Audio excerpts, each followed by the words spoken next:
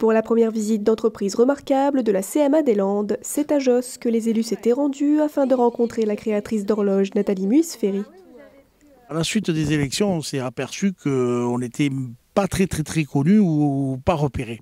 Donc les visites de PCI depuis le début 2021 nous a quand même fait connaître auprès de toutes les mairies. Tout le monde nous connaissait, les mairies, les PCI, les communautés de communes, etc. Mais il nous manquait quand même les artisans. On a demandé à nos agents par territoire de nous capter donc des entreprises remarquables, innovantes, qui sortent un peu je dirais d'ordinaire, mais bon, et aller vers les artisans tous les 15 jours, faire des visites d'entreprise. J'ai reçu un courrier il y a quelques semaines en disant que j'avais été choisie entreprise remarquable. J'ai eu une surprise, voilà. Quelque part, je me disais mais pourquoi ? Pourquoi moi ? J'ai commencé en fait parce que je faisais du rotin, de l'osier, de la vannerie. Et quand j'ai fait cette première création, je me suis dit tiens, ça serait sympa de mettre l'heure dessus. Et puis j'en ai fait 2, 3, et voyant que ça me plaisait vraiment, j'ai commencé à exposer dans un vide-grenier pour voir s'il y avait un intérêt. Et quand j'ai vu cet intérêt, je me suis dit tiens, pourquoi pas. Tout peut être une horloge, j'ai juste une limite, c'est de pouvoir rentrer la main pour rentrer le mécanisme et mettre une pile. C'est tout. Puis à quelques kilomètres de là, c'est l'entreprise MC2E de Port-de-Lanne qui avait été choisie.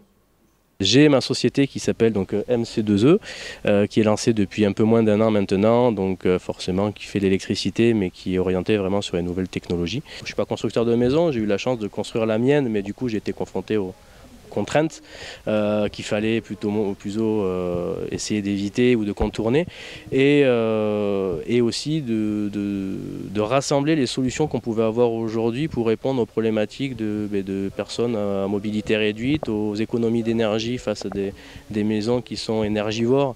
Donc j'ai essayé de compiler tout ça dans ma maison qui est aussi accessoirement mon siège social de ma société. Ça répond à mes solutions à moi, mais le fait qu'une personne puisse les visualiser peut l'aider à se remettre en question face à des problématiques qu'elle a elle et aux solutions qu'on peut mettre en place. N'importe quelle problématique technique peut avoir une réponse sur une notion, une fonction technique conçue derrière, autre que sur ce qu'on peut éventuellement trouver dans les solutions de fournisseurs.